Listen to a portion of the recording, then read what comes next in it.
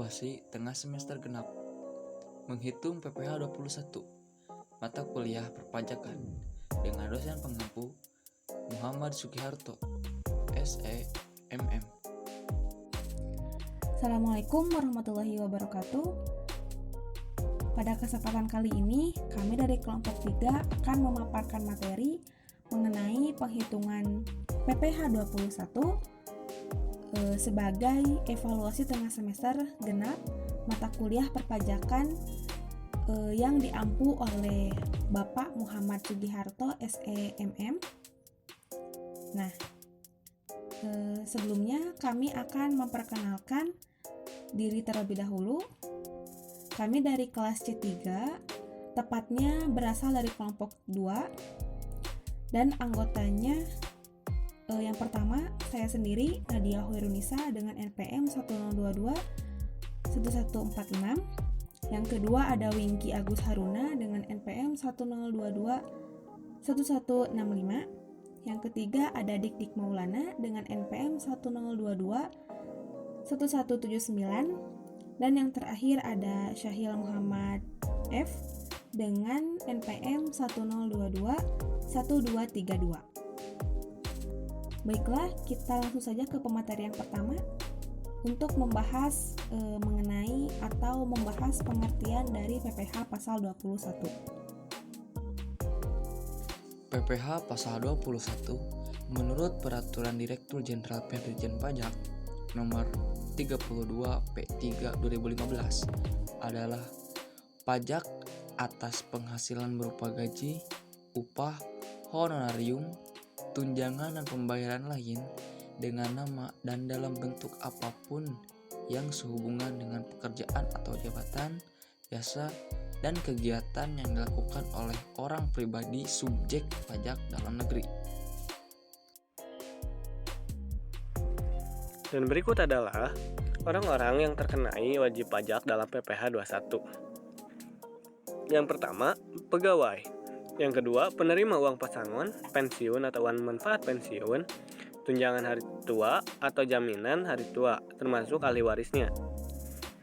Lalu yang ketiga, wajib pajak PPh 21 kategori bukan pegawai yang menerima atau memperoleh penghasilan sehubungan dengan pemberian jasa seperti dokter, penyanyi, penceramah, olahragawan, dan sebagainya.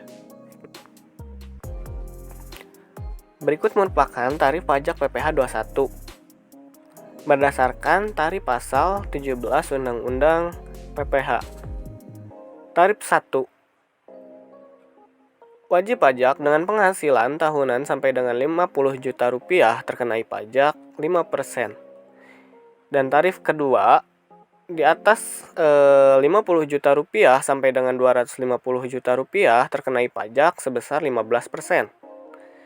Dan tarif ketiga di atas 250 juta sampai dengan 500 juta sebesar 25%. Dan tarif keempat di atas Rp 500 juta rupiah, tarif yang dipungut sebesar 30%. Bagi penerima penghasilan yang tidak memiliki NPWP dikenakan pemotongan PPh pasal 21 dengan tarif lebih tinggi yaitu 20%. Besaran PTKP terbaru.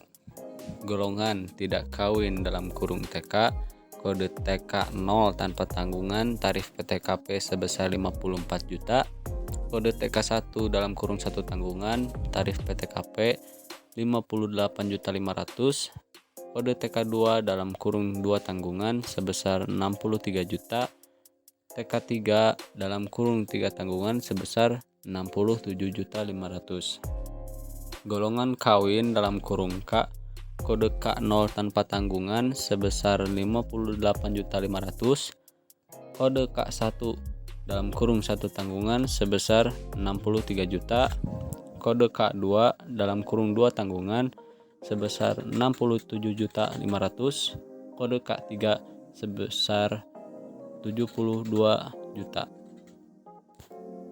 Golongan kawin dengan penghasilan istri digabung dalam kurung K per I. K per I 0, tarif PTKP sebesar 112.500.000, K per I 1 dalam kurung 1 tanggungan sebesar 117 juta, KPRI 2 dalam kurung 2 tanggungan sebesar 21.500.000, KPRI 3 dalam kurung 3 tanggungan sebesar 126 juta. Soal kasus PPH 21, Tuan Budi adalah seorang karyawan perusahaan manufaktur di Indonesia. Tuan Budi menerima pendapat sebesar 17.500.000 per bulan. Dalam 1 tahun, ia membayar iuran pensiun sebesar 2.750.000. Biaya jabatan per tahun yang ditetapkan perusahaan adalah sebesar 5 juta. Tuan Budi telah menikah, memiliki 2 orang anak, dan istri Tuan Budi merupakan ibu rumah tangga. Hitung pajak terhutang Tuan Budi. Setelah kita mengetahui soal atau kasus dari Tuan Budi tersebut, marilah kita untuk menghitung berapa sih PPH 21 yang terutang bagi Tuan Budi gitu. Nah, yang pertama yang harus dilakukan adalah menghitung atau mencari tahu berapa nih penghasilan per bulan dari Tuan Budi. Nah, kalau kita melihat dari soal, penghasilan per bulan dari Tuan Budi yaitu sebesar 17.500.000. Setelah kita mengetahui nih penghasilannya sebesar 17.500.000, kita juga harus mencari penghasilan bruto per tahunnya dari Tuan Budi ini. Mudah saja untuk menghitungnya. Nah, kita hitung dengan cara 17.500.000 dikalikan dengan jumlah bulan per tahun, yaitu 12 bulan kan. Kita kalikan dan didapatlah hasil sebesar 210 juta rupiah. Setelah itu, kita harus mencari tahu komponen-komponen yang dapat mengurangi penghasilan bruto per tahun dari Tuan Budi ini. Yang pertama, ada iuran pensiun per tahun. Di dalam soal disebutkan nominalnya sebesar 2.750.000. Nah, bukan itu saja, tapi ada juga biaya jabatan per tahun. Nah, sebesar 5 juta rupiah. Setelah itu, kita jumlahkan nih antara iuran pensiun per tahun dengan biaya jabatan per tahunnya. Kita jumlahkan dan akan didapat hasil nominal sebesar 7.750.000. 7.750.000 ini akan mengurangi dari penghasilan bruto per tahun sebesar 210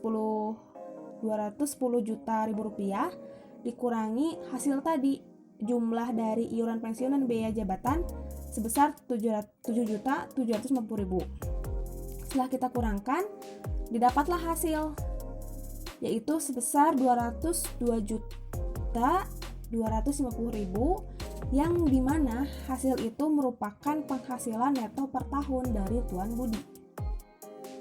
Setelah itu, setelah kita menemukan nih penghasilan neto per tahunnya atau penghasilan bersih per tahun dari Tuan Budi, setelah mengurangi potongan-potongan yang ada gitu, yaitu kita beralih ke PTKP.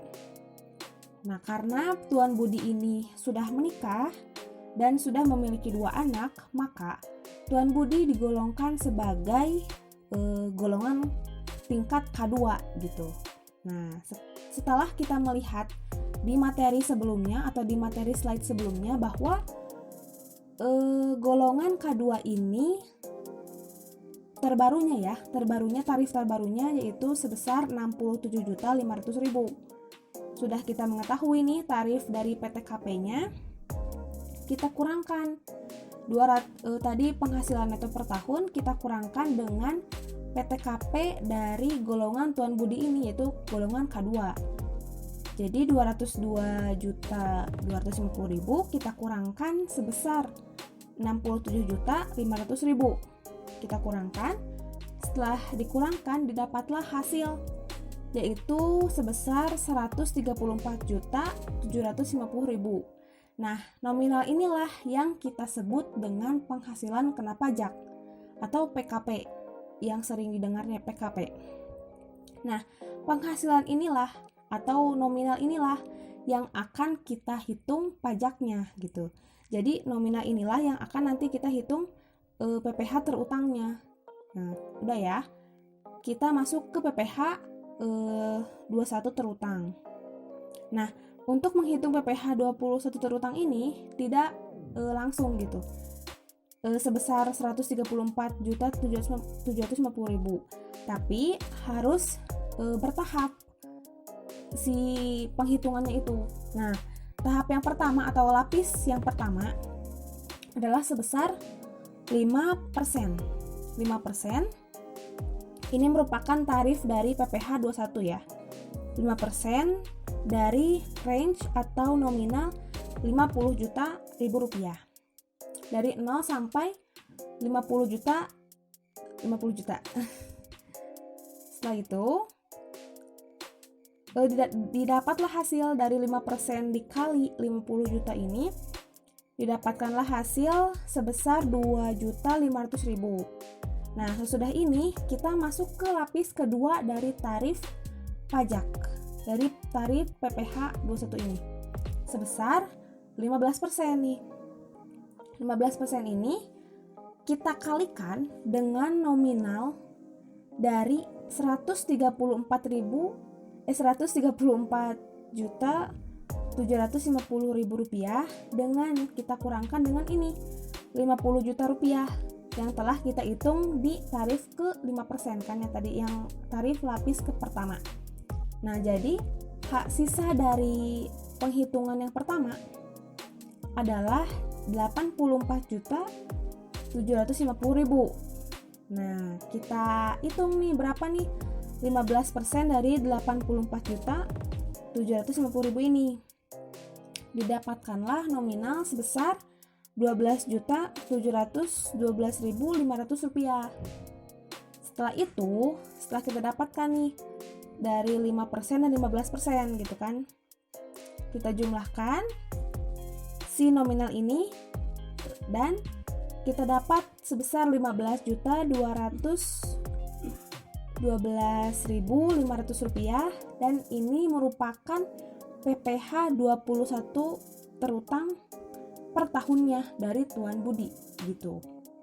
Nah, kalau misalnya kita ingin tahu nih berapa sih PPh 21 yang harus dibayarkan oleh Tuan Budi per bulannya, mudah saja tinggal dibagi 12, karena 1 tahun itu kan ada 12 bulan. Tinggal dibagi, nah didapatkanlah hasil bahwa Tuan Budi ini membayar PPh 21 per bulannya sebesar 1.267.708 rupiah. Nah, mungkin ini nih kita sudah mendapatkan PPh 21 per tahun dan PPh 21 per bulannya. Mungkin itu saja yang bisa saya sampaikan. Terima kasih. Beritahu aku, maka aku akan lupa. Ajari aku, mungkin aku akan ingat. Dan libatkan aku, maka aku akan belajar. Benjamin Franklin. Mungkin itu saja yang dapat kami sampaikan. Terima kasih atas segala perhatiannya. Semoga video ini dapat bermanfaat, khususnya bagi kami selaku pembuat dari video ini dan umumnya bagi teman-teman semua. Dan kami juga memohon maaf apabila ada hal-hal yang memang itu kurang berkenan. Terima kasih. Wassalamualaikum warahmatullahi wabarakatuh.